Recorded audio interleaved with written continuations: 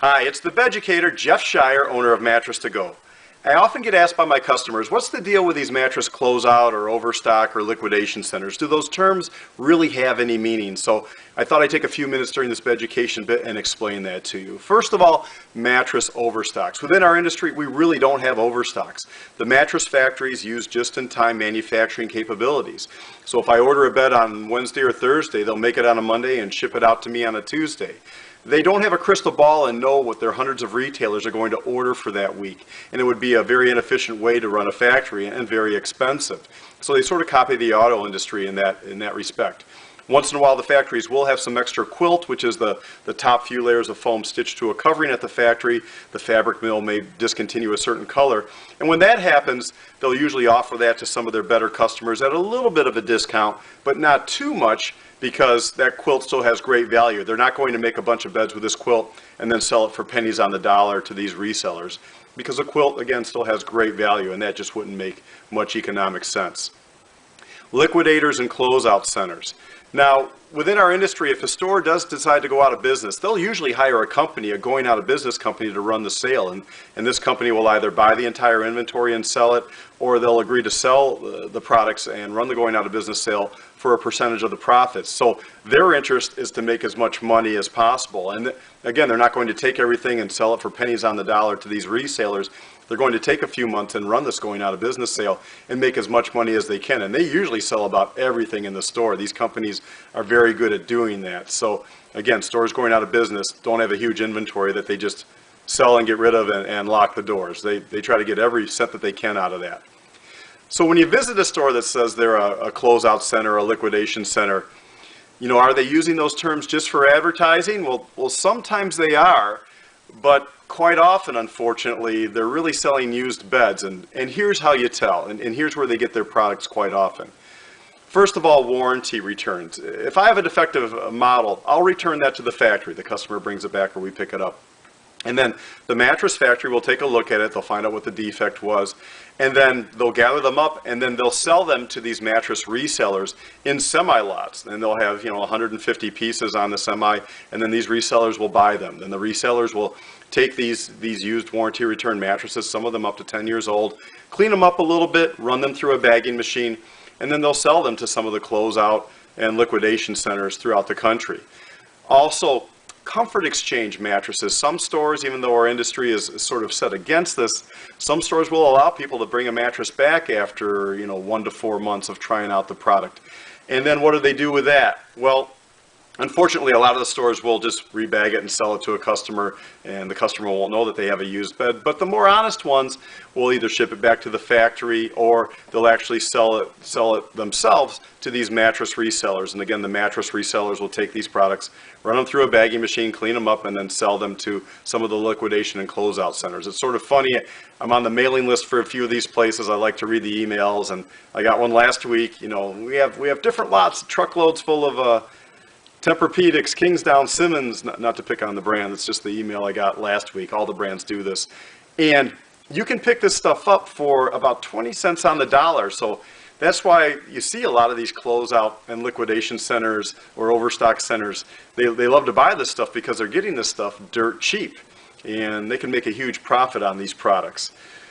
So how do you really tell what you're getting when you go to these stores? How do you tell if it's a new store that's just using the marketing terms, or if they're really selling, these remanufactured or used products? Well, the first thing, look for a factory warranty. Ask the people, are these brand new with a full factory warranty? If it's some sort of a warranty that they offer, or if there's no warranty, it lets you know it's a used product. Are they an authorized retailer for the product? There should be a sticker on the window when you walk in, or on the door, or a placard somewhere in the store letting you know that they are a Sealy authorized dealer or a Therapeutic authorized dealer. That's an important thing to look for. Are the beds on the showroom floor all in plastic? The box springs and the mattresses in plastic. That's a key sign that this is usually some sort of a remanufactured or used bed, because the store will only have 1 or 2 of a particular item. Again, when they buy them from the resellers, they'll buy them in lots, and they don't always know what they're getting. They can't cherry pick the products. They're going to get 150 pieces, and you get what you get. And some of the beds are nice, and some of them are sort of lousy, and that dictates the price that they charge. But that's a telltale sign that everything is in plastic in the showroom. Do they use terms like these mattresses are from going out of business or GOB or leftovers or clearance or comfort exchanges?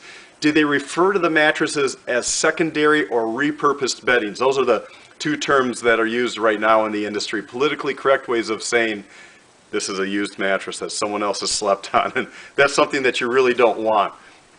The one term that I'll really tell you to look for if it's on a company's website or in the store is scratch and dent. If they're using that term within the industry, that's sort of a CYA, cover your rear end term. And right away, if it's scratch and dent, they're letting you know that it's a damaged product. So right there, it's not new and it's not going to come with a warranty.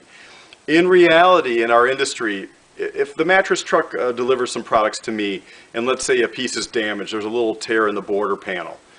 What happens is that goes back to the mattress company. It's a brand new product, a little bit of a tear.